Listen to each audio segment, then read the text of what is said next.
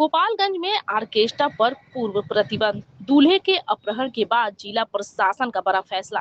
नमस्कार, मैं रागनी और आप देख रहे हैं वीपीएस न्यूज।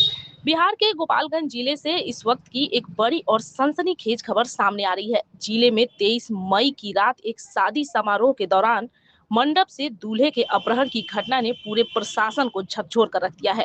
इस गंभीर घटना के बाद गोपालगंज जिला प्रशासन ने एक सख्त और बड़ा कदम उठाते हुए जिले भर में ऑर्केस्ट्रा कार्यक्रमों पर पूर्व प्रतिबंध लगाने का आदेश जारी कर दिया है।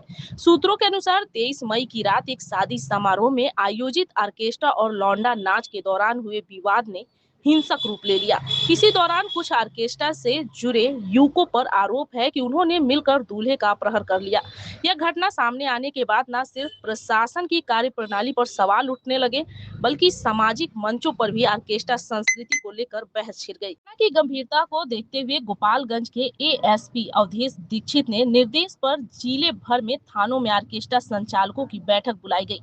बैठक में साफ शब्दों में कहा गया है कि अब जिले में किसी भी शादी, उत्सव या सार्वजनिक कार्यक्रम में ऑर्केस्ट्रा की अनुमति नहीं दी जाएगी।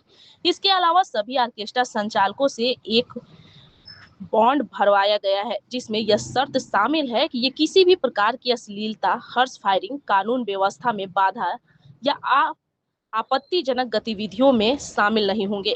एएसपी ने यह भी कहा कि बंगाल, उड़ीसा और अन्य राज्यों से आई महिला डांसरों को तत्काल जिला छोड़ने और अपने अपने घर वापस लौटने का निर्देश दे दिया गया है।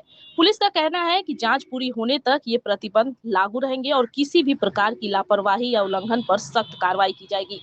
गौरतलब है कि इससे पहले भी भोजपुरी ऑर्केस्ट्रा माही मनीषा के एक कार्यक्रम के दौरान हिंसा और मारपीट की घटनाएं सामने आ चुकी हैं। मानिकपुर इलाके में हुए उस कार्यक्रम में कलाकार माही मनीषा और उसके बॉडीगार्ड पर हमला किया गया था। इसके बाद से ही प्रशासन ऑर्केस्ट्रा से जुड़े आयोजनों पर नजर रखे हुए थे। पुलिस की शुरुआती जांच में यह सामने आया है कि कई जगहों पर ऑर्केस्ट्रा की आड़ में अश्लील कार्यक्रमों, हथियारों के प्रदर्शन, ह्यूमन ट्रैफिकिंग और आपराधिक तत्वों के जमावड़े की घटनाएं सामने आई हैं। ऐसे में यह फैसला समाज में बिगड़ती कानून व्यवस्था को संभालने की दिशा में एक अहम कदम माना जा रहा है। हालांकि इस फैसले के खिलाफ ऑर्केस्ट्रा से जुड़े कलाकारों और महिला डांसरों की भी प्रतिक्रिया सामने आ रही है। बंगाल से आई डांसर रोमा चटर्जी ने भावुक होते हुए कहा कि हम सिर्फ अपनी कला से लोगों का मनोरंजन करते हैं और परिवार चलाते हैं। हमें अपराधियों की तरह देखा जाना हमारे साथ अन्याय है। जब तक जांच पूरी नहीं होती, सबको दोषी मानना गलत है।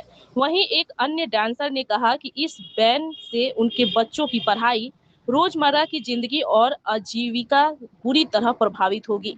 ऑर्केस्ट्रा संचालकों ने भी अपनी सफाई देते हुए कहा कि वे सिर्फ कानूनी रूप से सांस्कृतिक कार्यक्रम करते हैं और प्रशासन को चाहिए कि जो लोग नियम तोड़ते हैं सिर्फ उन्हीं पर कार्रवाई हो।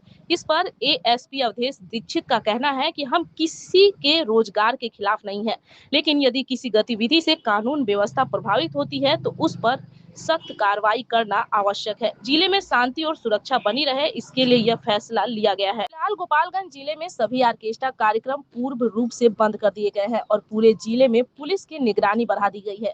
प्रशासन ने साफ किया है कि जो भी इस आदेश का उल्लंघन करेगा उसके खिलाफ कानूनी कार्रवाई की जाएगी। दूल्हे के अपहरण जैसी शर्मनाक घटना ने गोपालगंज में प्रशासन को सख्त कदम उठाने पर मजबूर कर दिया है।